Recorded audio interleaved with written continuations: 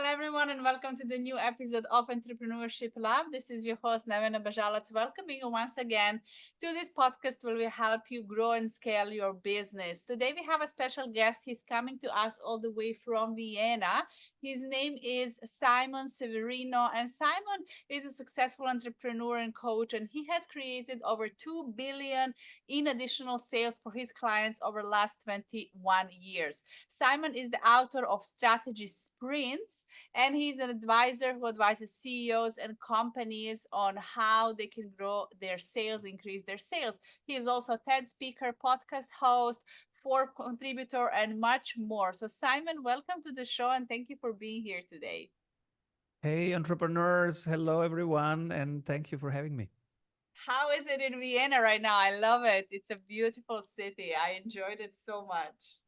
Spring is coming. I have three little kids, so we go outside, mountain biking, running, swimming. It's a good time. Amazing. So Simon, tell us a little bit more about yourself. How did you went into sales?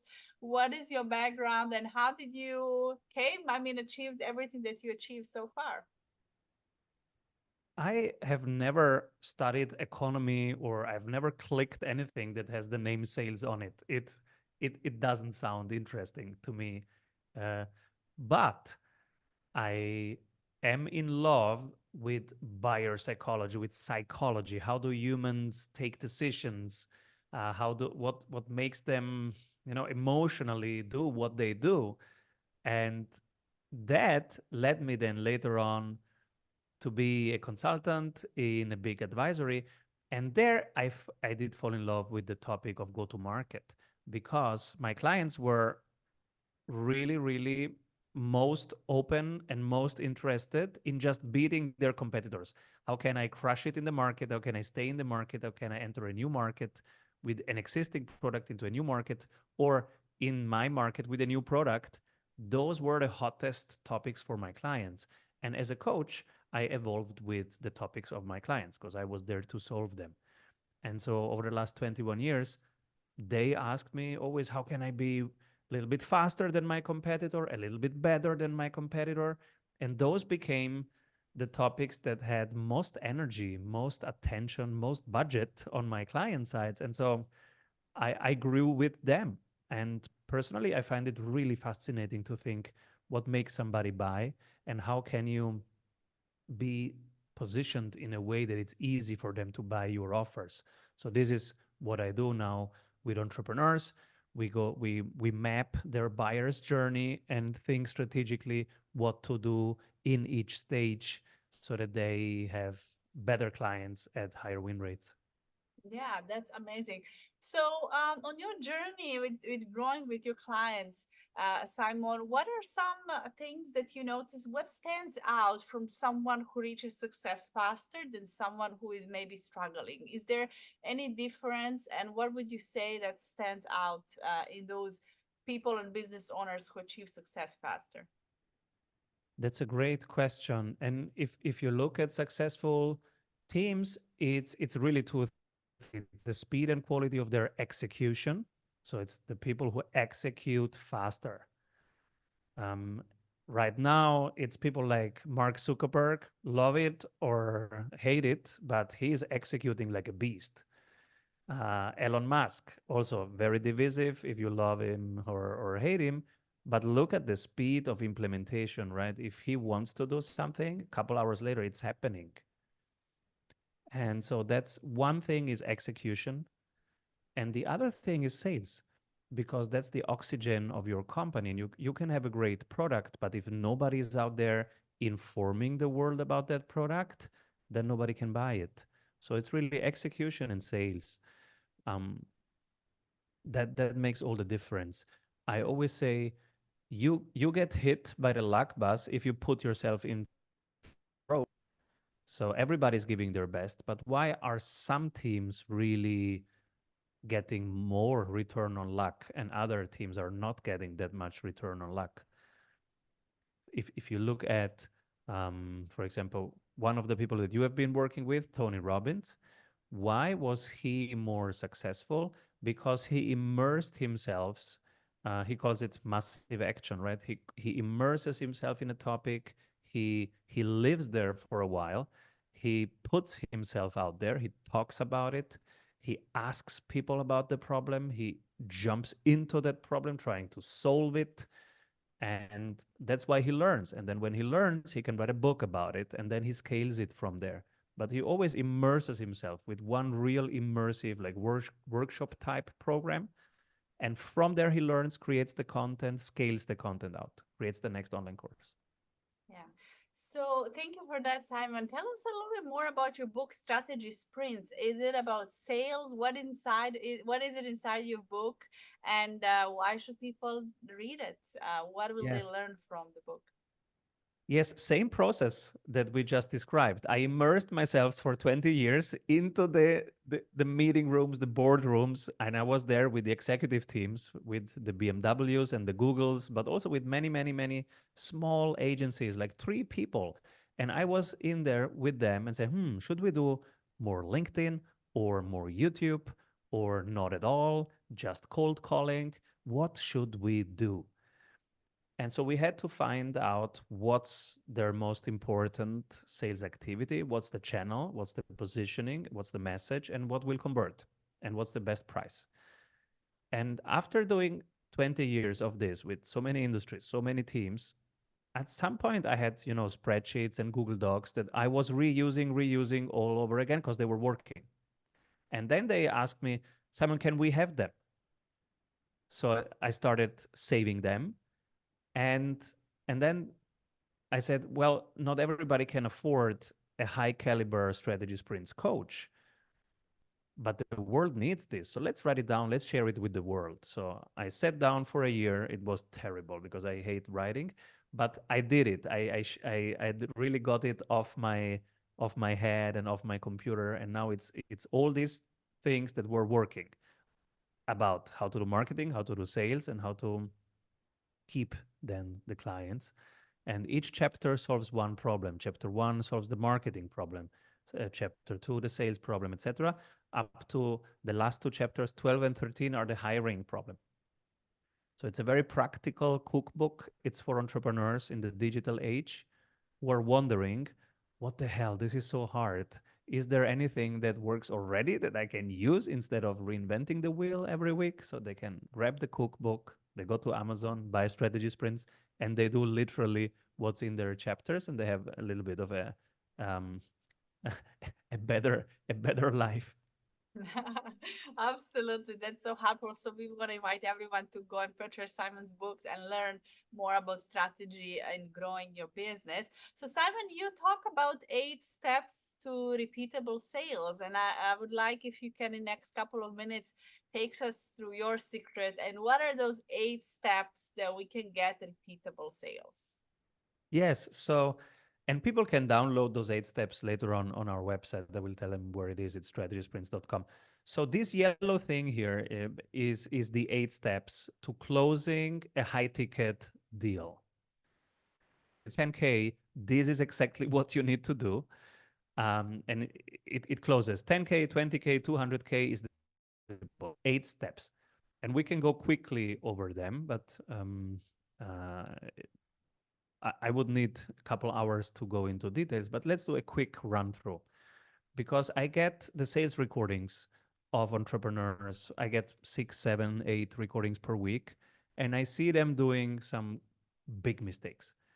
So the first mistake is they don't have a whiteboard where they write down what the other person is telling you. And so if you don't have that, especially if it's a Zoom call and your sales call is in Zoom, they have zero trust in you. They don't know you. Maybe they watched one video about you or they checked your LinkedIn, but they don't know you. So you have to build trust first. If you don't build trust and you send an offer, 100% probability that you will be ghosted. You will not close the deal. So that's the first problem. Don't send anything. Never send an offer. So step 1, you visualize what they're doing, what they're saying in a whiteboard. Then online whiteboard or physical whiteboard, but you write down their words. Why? Because people hate a change that's put onto them, but they love the change that they push forward. So make it their change. Okay. Then The second step is frustration. If they don't have an emotional connection to their current frustration, don't move on talking about your program, your product, your features, your services, because you don't have an emotional connection yet. They will not buy. Then, how important it is. Step 3, the importance. Step 4, cost of inaction. What happens if they do nothing? And you still document it. Step 5 is the deliverables. What will be the scope of work together? Now you write exactly what they told you. And if you get here, usually now you are scheduling for a next call, because that was around half an hour. In the next call is a demo call. Now you walk them through how you would solve those deliverables. Now it's the first time where you talk about the price, and there is no costs. There is an investment of time and an investment of money. Invest is different than costs. Costs is gone. Invest creates more value. Yes, Huge difference. absolutely. Small word difference, but a huge difference. And then from that invest, now you start writing down the statement of work. You need a proper contract. And so I help people craft that contract, refine that contract. This is step 8. And if they ask you, oh, yeah, send me an offer. No, I don't send you an offer. These are the things we are agreeing. And if we agree, we will sign it here. If we don't agree, well, you don't need it. So those So are the 8 steps. yeah, amazing, Simon. And how can we use these steps for entrepreneurs who have products? They're not maybe high tickets products. What do you see in the product industry with brands and companies, and how are you transforming and moving those steps for them? Because this is a process where we are, right, maybe selling a coaching, consulting, or any type of service, right? It's a high ticket service, and we have to speak with either CEO, decision Yeah. maker, or that individual. How about selling products? How can we get people to, repeatably buy our products if we have company that sells products? Well, product is the same thing if it's above 10,000. So if you're selling a Porsche, it's the same product. It's the same 8 steps before you sell a Porsche or a Tesla. Now, if you are selling something that's cheap, below $10,000, then you need something completely different because you are not doing this on the phone. Your website will sell it. And so we have to go to your website. And that's another step. It's the 6-step process to optimize the conversion rate on the website. It's the hero section, the button, the contrast of the button, the speed from button to payment, and then is how many abandon the cart and how you get them back onto the cart if they were almost buying, but they didn't buy. So it's a complete different things. And we have to optimize 6 things on your website because the sale will happen online. And then there is a much more emphasis in the 90 days sprint with your coach. They will not look at psychology and they will not look at the conversation. They will look at, okay, landing page optimization and what happens before the landing page. So we will talk about marketing mainly. How do you fill it from YouTube or from LinkedIn or from X? We don't recommend do paid ads. So we will look for inbound ways of sending people to that landing page. And it will be about conversion optimization. It's a technical, much less psychological game, much more technical game around volume.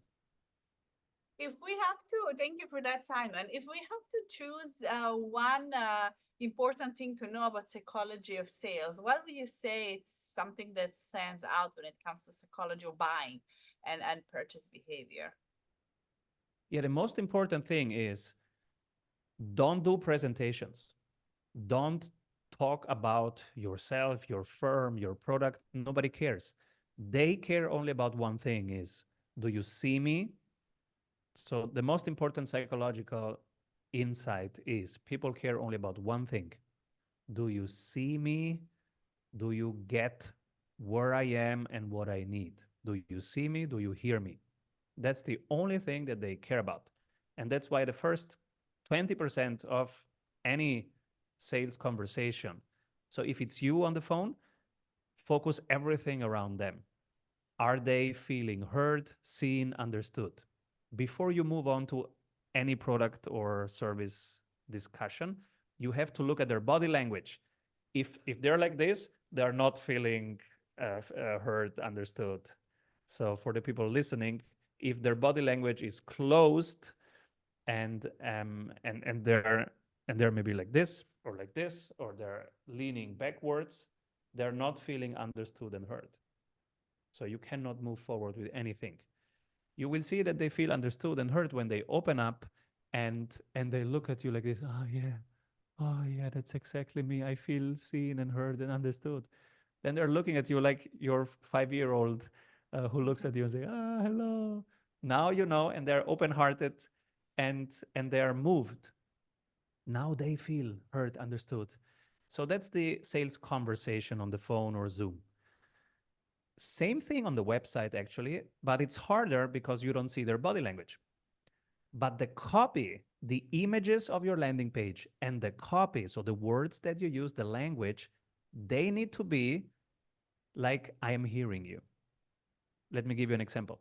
If you are a manifesting coach, like you help people manifest money, then the hero section should be them, so somebody who is in a situation where they are manifesting money. So you see them as the hero, and then the language must be, wow, isn't it tough to be successful? So they when they read it, they feel, hey, that's me. That's exactly what I tried. You are seeing me, you are hearing me. Yes, So that's exactly. the whole Connecting game. with the problems that our clients are actually having and how they're perceiving it and what they're feeling. So, absolutely, that was so helpful. I would like to ask you, what is maybe one tip you would say? I know there are many different objections when it comes to sales, but what is one tip that you can give us to overcome any of the objections or one specific objection? And how to overcome maybe it's I will think about it, I don't have time, and I know that overcoming objection is a process and you start before you even start selling, the moment you build trust and relationship. But is there anything specific within a few minutes that you can share with us on overcoming an objection? Yeah, first of all, you attack them already on the landing page, already before they jump on the call. You have your content talks about it. Oh, it's too expensive. Oh, it's not the right moment. Oh, it's not right for me. Oh, yeah, I'm not sure if it works for me. It's too risky. Those are the typical objections. And you can attack them already before the call. If you couldn't, then talk about it immediately. Um, um, so you start talking about them as early as possible because you know you will have to address those concerns anyways at some point. And Yes. the best thing is to really take their concern and say, yes, I understand your concern. Let's let's move through that. Let's see, um, pros, cons, what are you comparing it to? So if they say, oh yeah, but it's too expensive, then say, okay, tell me more. Compared to what? And then they tell you the comparison, and then maybe it's the wrong comparison, and they're comparing apples and oranges. uh, then this is a moment for you to educate them and say, oh look, you're comparing these two features, but actually this is what the product does for you.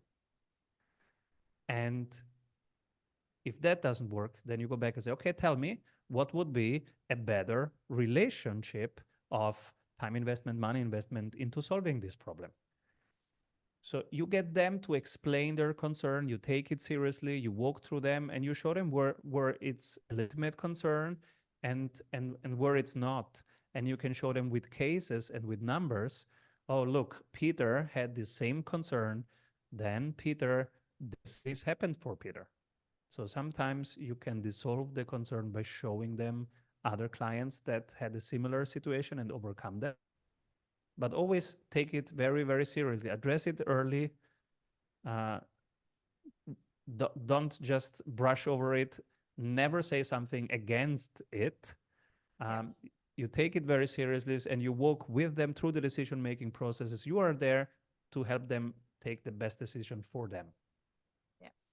Thank you, Simon. As we're wrapping this episode, my last question to you will be um, what are some mistakes that you see people do in sales? And I love because I think through mistakes we learn so much. And I would love for people who are listening, they can also reflect and be like, oh, I'm going to make sure I'm not doing that. So, what are some mistakes, or maybe one mistake that stands out for you from your experience that people are doing in sales? Mistake number one, they don't schedule a next meeting. So let's say you got through the sales call and in the end they say, okay, let me think about it. You have to schedule a next meeting. Otherwise, you will be chasing them. Now, 2 weeks later, you go, oh, that person, I needed to reconnect to that person. And now you are chasing them. Hey, can we continue our conversation? That's terrible. You will be ghosted. Never get in a position of chasing. So how do you avoid the position of chasing? Always schedule a next meeting. And if they don't buy your product, ask them who should buy your product. So Mm. get 3 referrals from one conversation. Just practice asking, hey, do you know 3 people who need this? Okay, you don't need it. Cool. Who needs it? Can you connect me to those people? Thank you. Yeah. Yes, we have to ask for referrals. And often a lot of people forget that step and think they're just going to come by its own. So thank you, Simon, for sharing all of this insightful information. Anything else? Feel free to share about your work. I know you're coaching and about your book. We're going to make sure to put a link to your website in the description of the episode so everyone listening can connect. Any additional last tips or last thing you want to share with the listeners? We have a community that meets every Monday, and it's people from Los Angeles to Dubai. And so they are having a ton of fun because it's not just sales coaching that we have there, but we are becoming also affiliate partners for each other, can promote each other, send emails about each other's offers, send introductions, referrals, and they're building lifelong friendships on top of that. So if people want to know more about that community and have a look at it, strategysprints.com. Okay, that's amazing. Strategyspring.com. Thank you, Simon, for being here today. And I'm just going to thank listeners for listening. Make sure to subscribe if you haven't already. Download this episode. Give us some likes and hearts, and also share with at least one person that can benefit from this information. Thank you for listening, and I will see you in the next episode.